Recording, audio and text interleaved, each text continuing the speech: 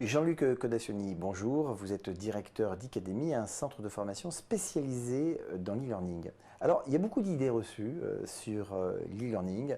Première idée reçue, finalement, les diplômes, ça serait plus facile à passer en e-learning qu'en présentiel classique. Ah oui, ça doit être effectivement associé au fait que la formation à distance peut se suivre n'importe où, n'importe quand, et peut se démarrer à tout moment. Et donc cette flexibilité peut engendrer dans l'esprit des gens que c'est plus facile.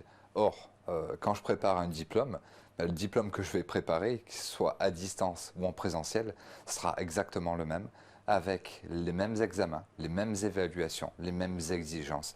Donc c'est pas plus facile, c'est pareil. Deuxième idée reçue, il n'y a pas tellement de suivi.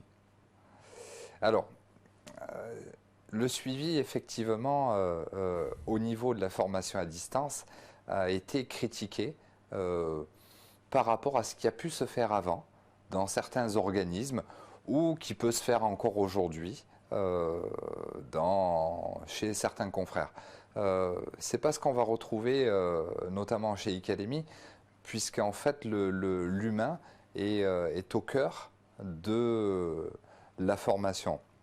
À savoir qu'un apprenant chez nous va avoir un suivi personnalisé tout au long de sa formation et sur chacun des aspects de sa formation.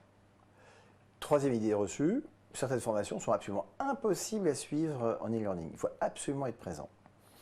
Alors cette idée reçue vient essentiellement de professionnels de la formation qui pensent que notamment certains travaux de groupe ne peuvent se faire à distance, que l'apprentissage de tel ou tel logiciel n'est pas réalisable par le biais du e-learning. Or, aujourd'hui, y compris sur des éléments très très techniques, je dirais que quasiment tout peut se faire à distance.